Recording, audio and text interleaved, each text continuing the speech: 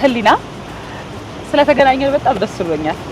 ምክንያቱም ፓን አፍሪካኒዝም ላይ በርካታ እንቅስቃሴዎች ላይ የተሳተፍሽ ብዙ ተሞክሮ ያለሽ ስለሆነ ነው ዛሬ ተገናኘነው። እውነት ነው። አጋጣሚው 39ኛው የአፍሪካ ህብረት መሪዎች ስብሰባ የሚካሄድበት ወቅት ስለሆነ ፓን አፍሪካኒዝም ደግሞ ሊወሳ የሚገባ ርዕሰ ጉዳይ ነው። እርግጥ በአመት አንድ ቀን ነው የሚወሳው ማለት አይደለም።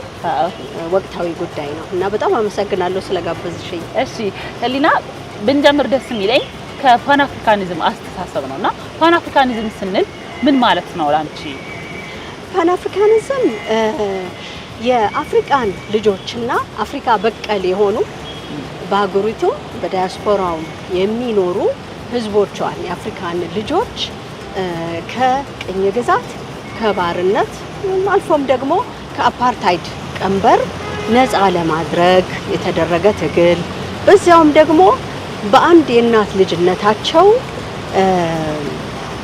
በህብረት በአንድነት የአፍሪካን ሀብት የአፍሪካን እሴቶች በጋራ ጥቅም ላይ ሊያውሉ የሚችሉበት የአንድነትና የህብረት እንቅስቃሴ ነው።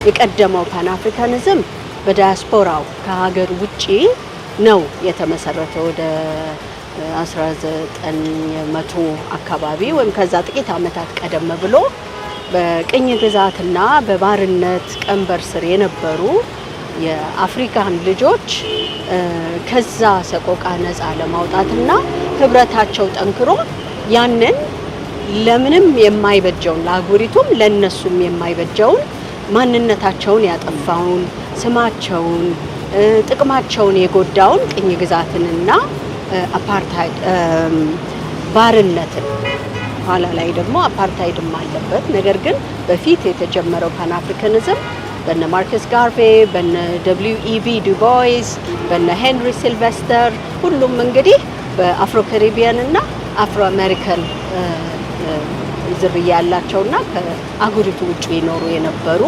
ናቸው እና የተለያዩ የፓን አፍሪካን ኮንግረሶች ተካሂደዋል። ፓን አፍሪካን አሶሲዬሽን የሚባል በጣም ሰፊ ታሪክ ስላለው ጠቅለል ለማድረግ እሳቤው ያንን ይመስላል። ፓን አፍሪካኒዝም የአፍሪካን የነጻነት ትግል ስናነሳ በአብዛኛው ቦልድ የሚነሱት ወንዶች ናቸው። ነገር ግን ከኋላ በጣም የሴቶች እገዛ እንደነበረ ሴቶች በሁሉም ነገር ተሳታፊ እንደነበሩ በእንቅስቃሴው ይወሳልና የሴቶች እንቅስቃሴ በፓን አፍሪካኒዝም ውስጥ ምን ነበረ? እንዲህ ምንም ጥርጥር እኮ የለውም። አዎ እውነት ነው። ብዙ ጊዜ ተሸፍኖ ነው የምናየው፣ ጎልቶ አልወጣም። ነገር ግን ቅድም ከገለጽኩልሽ ከቀደመው ከአፍሪካ ውጪ ከተጀመረው ፓን አፍሪካን እንቅስቃሴ አንስቶ በአፍሪካ ውስጥ እስከተካሄዱት ጸረ ኮሎኒያሊዝም ጸረ አፓርታይድም እንቅስቃሴዎች ጭምር ሴቶች በፓን አፍሪካኒዝም እንቅስቃሴ ከፍተኛ አስተዋጽኦ አድርገዋል። ለምሳሌ በቀደመው በዚህ በዲያስፖራው በተካሄደው በነ ማርከስ ጋርቬ ዘመን እነ ኤሚ ጋርቬ የማርከስ ጋርቬ ባለቤት የነበሩት የኒግሮ ወርልድ የሚባለውን ጋዜጣ ቅድም የገለጽኩልሽ ጥቁሮች የራሳቸው የህትመት ውጤት የራሳቸው ሁሉ ነገር እንዲኖራቸው ማርከስ ጋርቬ ከነበረው ህልም አንፃር the ወርልድ የሚባለውን ኤዲት የሚያደርጉት ኤሚ ጋርቬ ነበሩ። ከዛ ደግሞ በጋርቬይዝም እንግዲህ እንትኑ ፍልስፍናው ጋርቬይዝም ነው የሚባለው።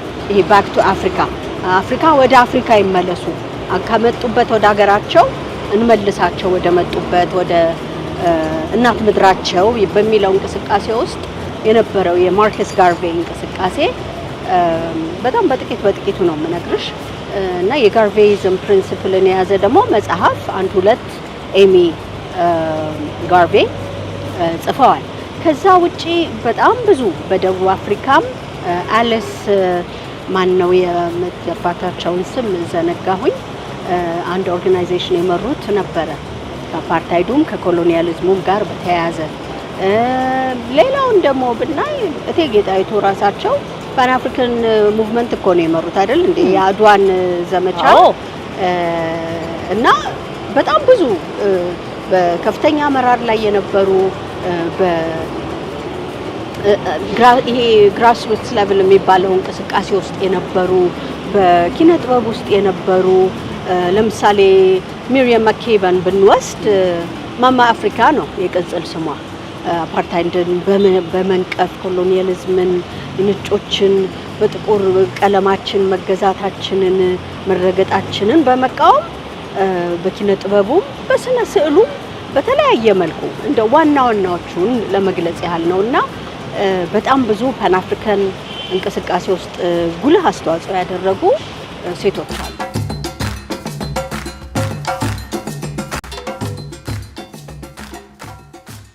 ከ1.4 ቢሊዮን በላይ ህዝብ ካላት አፍሪካ 60% በላይ ከ35 ዓመት እድሜ በታች ያለ ወጣት ነው። ስለዚህ አፍሪካ የወደፊት እጣ ፈንታ ወጣቷ ላይ ስለዚህ ወጣቶቿ ደግሞ የሚያኮሩ ናቸው። እውነት ለመናገር እኔ በጣም በዩት ኤምፓወርመንት ላይ እነሱን በማንቃት ላይ ሴቶች ላይ ነው በተለይ የምሰራው በፓን አፍሪካኒዝም እንቅስቃሴ ውስጥና ያየሁት ነገር ወይም እኔ ብቻ ሳልሆን በአጠቃላይ የሚታየው የአፍሪካ ወጣቶች በጣም በአጠቃላይ አፍሪካውያን የብሩህ አእምሮ የባለሙያ እጆች ባለቤቶች ናቸው። ይሄ ምንም የሚካድ አይደለም። የትም ሀገር ሄደው አይደለም ለአፍሪካ የትም ሀገር ሄደው የአፍሪካ ልጆች ሲሳይ ነው የሚሆኑት ለሄዱበት ሀገር በሕክምናው ዘርፍ፣ በቴክኖሎጂው፣ በሂሳብ፣ በዩኔሜት በተለያየ ነገር ወደኛ ሀገር ስንመጣ ወደኛ አህጉር ስንመጣ ወጣቱ እና አዲሱ የፓን አፍሪካን እንቅስቃሴ በጣም ደስ የሚል ሁኔታ ላይ ነው ያለው። የሚያበረታታ ሁኔታ ላይ ነው ያለው። በቅርብ ስለማየው መነቃቃት በጣም አለ። መነቃቃት ብቻ ሳይሆን ወጣቱ አሁን ቅድም የገለጽሻቸው በጣም ቁልፍ የሆኑ ለአፍሪካ እድገት በዲጂታል ቴክኖሎጂ፣ በኢንፎርሜሽን ቴክኖሎጂ ረገድ የኢንፎርሜሽን ቴክኖሎጂ የሰጡትን ተቀባይ ሳይሆን መፍጠር ሁሉ የጀመረ ወጣት ነው። በሳይበር ሴኩሪቲ በጣም ቁልፍ በሆኑ ዘርፎች በአይቲ ቅድም እንደገለጽኩት እና በመሳሰሉት ነገሮች ምክንያቱም ዘመኑም የሚጠይቀው ያንን ነው። ከዛ በተረፈ ደግሞ በባህል በንግድ ዘርፍ በተለይ እኔ በጣም ላተኩር የምፈልገውና ንግግሮቼም ላይ እዛ ወጣቱንም ሳሰለጥን የምናገረው ጠንክሬ የምናገረው ይሄ ኢንትራ አፍሪካ ትሬድ የሚባለው ነገር ነው። አፍሪካ በአፍሪካ ልጆች በአፍሪካ ምርት በአፍሪካ ምድር ያለውን እንቅስቃሴ ማጎልበት መቻል አለባቸው። ኢንትራ አፍሪካ ትሬድ አፍሪካውያን ቅድም እንዳልኩሽ ብሩህ ብዙ የምንፈጥር ህዝቦች ነን። ወጣቱ በዚህ ረገድ ደግሞ ከፍተኛ እንቅስቃሴ እያደረገ ነው። ሌሎች አያደርጉም ማለት አይደለም። ነገር ግን ወጣቱ በእደ ጥበብ ስራዎች በሌሎች የተለያዩ ባህልን የሚያጎለብቱ ባህልን የሚያስተዋውቁ ምክንያቱም እኛ እደ ጥበባችን ውስጥ ማንነታችን ይገለጻል። ጌጣችን ላይ እኔ በጣም በኩራት ነው የማስተዋውቀው። ለብሼው ስወጣ ደስ ይለኛል። ምክንያቱም የምናስተዋውቀውን ነገር ማሳየትም አለብን እንዴት እንደሚያምር እና የእደ ጥበብ ውጤቶች ሽመና፣ ቆዳ ስራ፣ የእንጨት ስራ፣ የጨሌ፣ የቀንድ ከመሬት ከሚያበቅላቸው ኦርጋኒክ ከሆኑ ነገሮች እና የሚሰሩ ነገሮች በጣም የሚያኮሩ ናቸው። አፍሪካ ውስጥ ብቻ አይደለም በዓለም አቀፍ እነዚህ ሀብታም የሚባሉት ሀገራት ምዕራባውያኑ ዘንድ ምን ያህል ምርታችን እንደሚፈለግ እንደሚሸጥ አይቻለሁኝ። ስዕል ብቲ አፍሪካዊ የሆነ የቤት ቁሳቁስ መቀመጫ ሁሉ ነገር ቆዳ ብዙ ነገር እዛ ይፈልጉታል። ምክንያቱም ኦርጋኒክ ነው፣ የተለየ ነገር ነው። ነገር ግን ኢንትራ አፍሪካ ትሬድ በሚለው መርህ መሰረት ይሄ አሁን በአጀንዳ 2063 ውስጥ የተቀመጠው የአፍሪካን ኮንቲኔንታል ፍሪ ትሬድ ኤሪያ የሚለው ትልቅ ጠቀሜታ ያለው ነገር ነው። በዛ ውስጥ ታቅፈን እርስ በርስ ከኬንያ ኢትዮጵያ መጥቶ ከታንዛኒያ ወደዚህ መጥቶ ከሩዋንዳ የሚያመሳስለን ነገር ነው የሚበዛው ከሚለያየን ይልቅና እኔ በጣም በእልህ ሁሉ ነው የምናገረው አንዳንድ ቦታዎች ላይና እርስ በርስ ከአንደኛችን ኪስ አንደኛችን ትሬድ ፌሮች መዘጋጀት ይችላሉ። ብዙ መጠቃቀም የምንችልበት ሁኔታ አለ።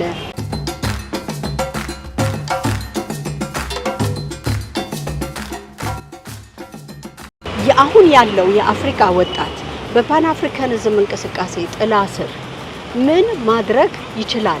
ካለፈው ምን መማር ይችላል? ቅድም እንደገለጽኩልሽ እንደሚችሉ እኔ አይቻለሁ ማለት ግን መቻል ብቻውን ሳይሆን መደገፍ መቻል አለባቸው። በተለይ ቅድም በጠቀስኩት አይነት ያለፈው ሳይሳካ የቀረው በዚህ ምክንያት ነው። ታሪክ አይደል የሚያስተምረን?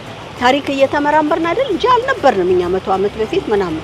ግን ከዛ ታሪክ ምን እንማራለን? በጎ ጎናቸው ምን ነበረ? ጉድለታቸው ምን ነበረ?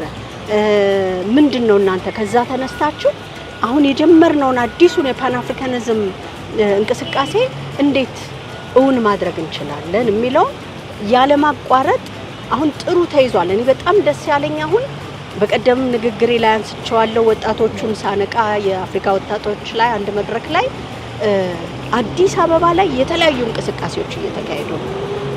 ከዚህ በፊት ያላየናቸው እኛ አፍሪካውያን የራሳችንን ሰዎች የምናደንቅበት የምናከብርበት አፍሪካ ሚዲያ አዋርድስ በጣም ደስ ይላል። ቦርደርለስ አፍሪካ እሱ ነው የሚያዋጣን። አንድ መሆን መከለል አጥር ምናምን ሳይሆን አንድ ስንሆን ነው ምን እነሱ አይነት የአፍሪካ ካሪኮም ስለ ሪፓትሪዬሽን ማነው የሬፓሬሽን ጉዳይ ጊዜም ቢወስድ ሬፓሬሽን ማለት የካሳው ጉዳይ ጊዜ ሊወስድ ይችል ይሆናል። መጀመሩ ትልቅ ነገር ነው። እንደነሱ አይነት እንቅስቃሴዎች ውስጥ ወጣቶቹ እናስገባቸዋለን። በኢኮኖሚው ውስጥ ወጣቶች እንዲገቡ እንዲመሩ መምራት ማለት ፖለቲካ አይደል። እኔ ከፖለቲካ ውጪ ሁሉንም ነገር ውስጥ አለሁበት። ግን እነሱ መሩ ማለት እኮ ለአፍሪካ ጋይድ ነው የምናደርጋቸው። አስተካክለን ሞሽረን እናዘጋጃቸዋለን ለነገው የአፍሪካ ሰርግ።